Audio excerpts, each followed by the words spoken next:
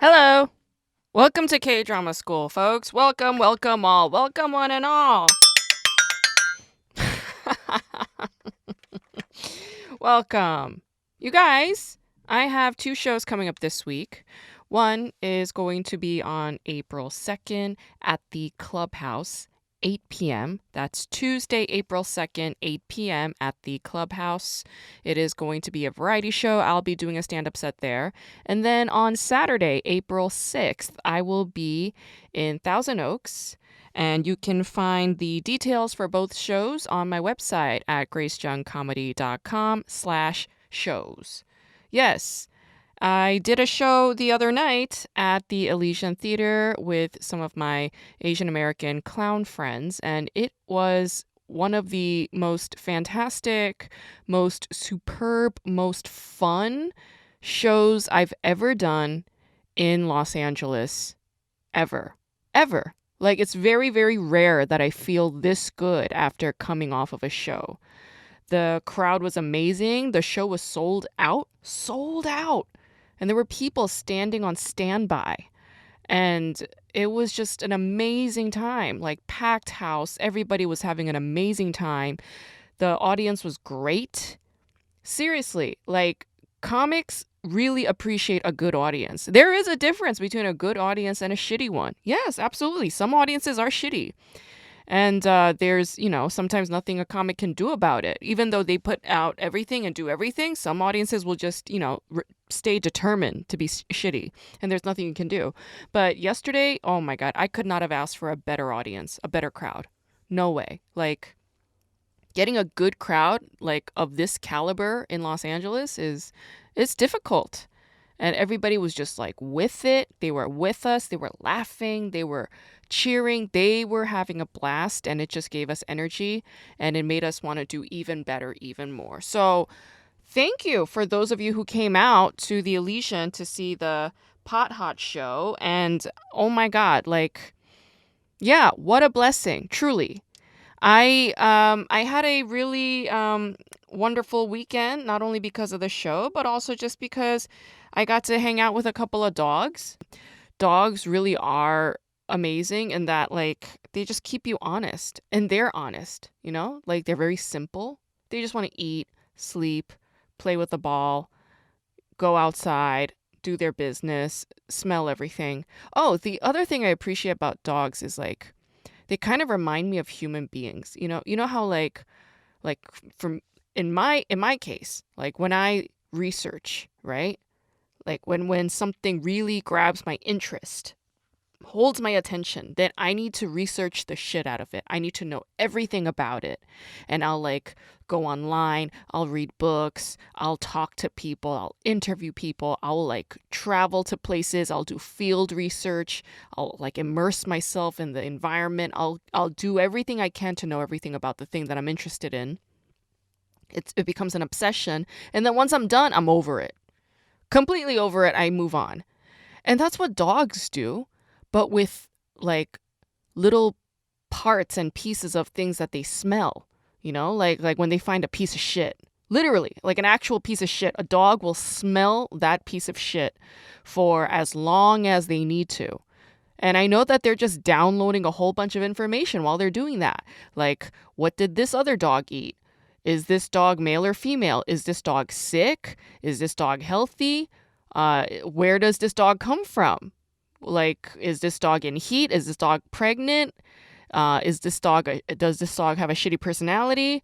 Like, what is in their diet? Like, how they just, all kinds of other dog information that I probably am not privy to. It's not even my business, really. But, like, just watching them download that information while smelling pieces of shit is so interesting to me. I was like, this is kind of adorable. It's like watching them do that with that much intensity. Because you know how, like, when dogs smell something that they really want to smell, they get intense. Like, they're focused. And you can't pull them away from it. They're, like, determined to get to the bottom of whatever it is that they need to get to the bottom of. Whatever that bottom is. I don't know, like, at what point they're just like, okay, like, I know everything I need to know, and I move on. Like, I don't know what the checklist is, but I would like to know what the checklist is. Like, what are the points, And you know what? I'll bet you, like, whatever we're projecting as like, oh, like a dog is, a dog wants to know like how this dog is doing, like the dog's health, and that I'll bet you it has nothing to do with that. Whatever scientists and dog behaviorists have decided that this is what dogs are interested in, I'll bet you that's not what it is. Like dogs in their own world have their own thing, and like they got their own checklist, and it is forever a veil to us. It's not our business. We're never gonna know because we're not dogs. In any case, that's my dog spiel. It was fun, like, like just eating a peanut butter sandwich and watching them both look at me whining, Like, of course I didn't share it. It's mine. But, it's like there's something precious and funny about that, like watching a dog look at you while you're eating. Yeah, it's very sweet. I want to talk about this show that I binge watched this week, and I'm sure some of you have also done the same. It's called Chicken Nugget. Chicken Nugget. And I'm not a fan of the title Chicken Nugget because the Korean title is 닭강정. And if you're a Korean foodie, then you know what 닭강정 is. It's fried chicken, boneless fried chicken, smothered in sweet, spicy sauce. They use 물엿. 물엿 means like watery sweet syrup, like watery candy. That's what 물엿 means, and it usually is made of rice or corn syrup. It's basically corn syrup, all right? It's basically high fructose corn syrup. And of course it's gonna taste amazing. It's fucking high fructose corn syrup and gochujang. Like how you gonna, and it's deep fried chicken. How are you gonna go wrong with that? It's gonna be amazing. So you have that, and then you have chicken nugget as the title. Like the word chicken nugget has such a connotation, especially for Americans. Like when I think of chicken nugget, it's disgusting. It's like you take a whole chicken and then you throw it in a blender and turn it into a pink smoothie, and then you make little dollops of balls and then you deep fry that. And then that's it. That's a chicken nugget. It's disgusting. And it's nothing like 닭강정 at all. And so this is where like the translation thing starts becoming an issue for me, only because chicken nugget has such a strong connotation and 닭강정 has such a strong connotation, and they're nothing like each other. And so why did you translate it like this? And I understand why. It is convenient. Highly convenient, so I get it, but like this is where, translation things, it starts getting wonky and weird for me. It starts getting annoying for me. But, whatever. Also, like I'm not the translator. So whoever translated it, fine. Kudos to you. You got to do the job, but like I don't agree with it. Okay? That's all. Chicken Nugget. It's a very weird original Netflix series. This was made for Netflix. It's based on a webtoon, like it's like a web comic series written and illustrated for Naver, the Korean search engine site. And it was created by Park Ji-dok is the writer's name. And the show was adapted for the screen and directed by a Korean filmmaker named byeong-hun. Not to be confused with actor byeong-hun. Very, very different byeong-hun. This byeong-hun is younger. And he directed quite a few K-dramas, actually. He directed Be Melodramatic. He directed Alice, the Final Weapon. I have seen neither of them. I tried to watch Be Melodramatic, and I had to stop because it was just not grabbing my attention. I'll probably give it another shot. But Lee Byung-hun is also directing a very highly anticipated show called Everything Will Come True, and it stars Kim Woo-bin and Bae Su-ji. Oh my God. Oh my fucking God. Yeah, that show is gonna hit some streaming site this year in 2024. So yeah, buckle your panties. I mean, that sounds really exciting. But Lee Byung-hun is a very stylistic filmmaker. He directed this movie a few years ago, about 5 years ago, called Extreme Job. And it is one of South Korea's biggest box office record-breaking films of all time, which stars Seong-ryong. And Seong-ryong is also in this show, Chicken Nugget, alongside An Jae-hong. and An Jae-hong was in Be Melodramatic. So Lee Byung-hun has a thing for actors that he has an affinity with, reusing the same cast that he likes. So yeah, that's something that Lee Byung-hun definitely does. I would say that Lee Byung-hun's casting decision is part of his filmic signature and just his screen signature because he's doing both. He's done a lot of films and he's also done like a handful of Korean TV dramas. So I would say he's versatile and he's doing both. Okay, so Chicken Nugget is a lot like Lee Byung-hun's other movies in that it's also highly stylized. Chicken Nugget stands out as very different from some of his other stuff in that it's stylistic, but it's like absurdism raised to another bar. Like the absurdism is like taken to like a much higher level compared to any of his other works. There's like zaniness, like aliens. He's got aliens on this show, which I appreciate. I love aliens, so I like that there are aliens on this show, but like I'm just like, but why? For what reason? There's a machine that transforms people into 닭강정 or a caterpillar or transports them or something. I mean, like, I still, to this day, I don't know if that girl was ever found. Like, was she ever turned back into a human? There's so many questions. Like, by the end, I just didn't get it. Like, I might have to just rewatch the whole thing, but to be honest, I was too tired. Because there was a lot of information going on. Like, I didn't know why they were punching and fighting at times. Like, I didn't understand anybody's motive. There were a lot of backstories to these characters, and I didn't know like why there were backstories to these characters. I was like, who cares? Like, what does this have anything to do with the story? How is it moving it forward? How is it resolving the main problem, which is that the girl was turned into a piece of 닭강정? How is she gonna come back?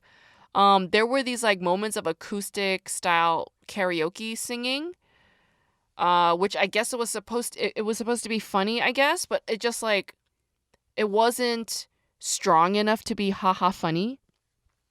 You know, like I have an appreciation for these like absurdist shows that transcend realism and take things to another plane, but like, you know, it's not like the School Nurse Files. Like the School Nurse Files, it's also weird, zany, absurd, surreal, but like there was some grounding there. There was some logic. Like we were like, "Oh, we're in this lady's world." You know, and we're following her world or we're following the other world. But like with this one, there was no world. There wasn't some singular person's world. It was just like everybody's madness colliding into this space. And I'm like, what the fuck? Like what is going on? Like why? And to this day, I don't know what the point of the show is. The casting is very impressive. We have Chung Ho-yeon from Squid Game who makes a cameo appearance in one of the episodes, and that's cool. And her character is very funny and interesting, but other than parading around big stars, all right, and big names, like what is the purpose of this show? What is the purpose of this story? What is the message? What is the artist's message behind it? About like, I don't know, humanity or love or music or whatever. Like what is it? There was a lot of information in the screen, but it wasn't doing enough for my brain on an intellectual level. So I don't know, is it my fault? Is it my problem? I feel like the humor doesn't carry the weight of its weirdness in a way that balances. Does that make sense? Because I appreciate weird shows. In fact, I like it when shows are weirder and weirder, like weird as hell, like go insane. All right? The weirder, the better. But it has to be personal. It can't just be weird only for the sake of being weird, okay? It's kind of like this washed out, watered down sitcom that's not making anybody laugh. So it kind of reminds me of that movie with Zach Galifianakis called Visioneers. It's a 2008 movie directed by Jared Drake, which is like an absurdist black comedy. But like the humor is like almost identical to the opening of that film. You know, but again, it's like but it's been done before. So are you just copying that and like turning it into like a Korean style? Like what's going on here? It also reminds me a little bit of Severance on Apple TV. And the humor, it reminds me also like a little bit of like that offbeat comedy we find in like Adult Swim branded shows. Yeah. So like, okay, like this guy, Lee Byung-hun, he's trying something. He's trying something that's like different and new for Korean television. But is he succeeding? That's the question. In my instance, my answer is no. But he is a gifted visual filmmaker. Lee Byung-hun is definitely an excellent filmmaker, right? Like the colors are amazing. The mise-en-scène is amazing. These close-up shots of people's faces, it's like really interesting. And I feel like that is the reason why I kept watching, because it was doing something for my eyes. Aesthetically, this show does have appeal. So if you're just watching it for like aesthetics, the charm of it, the colors are very vibrant and beautiful. I also appreciated the montage of like how Dakgangjang came to be, like the history of Dakgangjang in Korea, and like the probability of like what time period, blah blah blah. Like that was really fascinating, and visually it worked really well.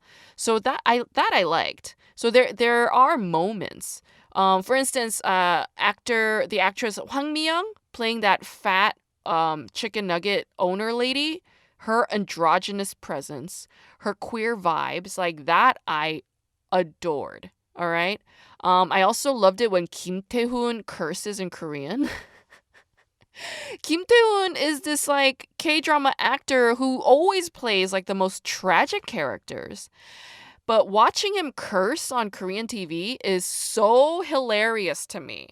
I don't know why, but like that was the only time I actually cracked up. That's the only time I actually laughed while watching this show. Watching this guy, this very serious, tragic, desperate guy curse in Korean. It was great.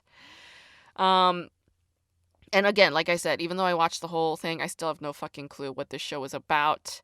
I don't know what the point of those machines are. To this day, I don't know why. Why were those machines doing that? Did they get that girl back? I still don't know. All right. If you've seen the show, maybe you can explain it to me, because I have no fucking idea. Okay? The movie was just, batshit bonkers.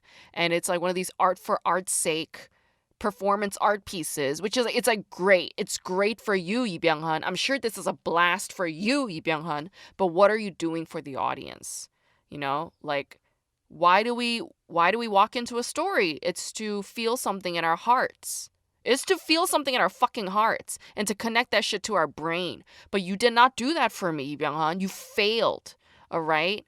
The only time I cracked up was when Kim Tae-hoon cursed.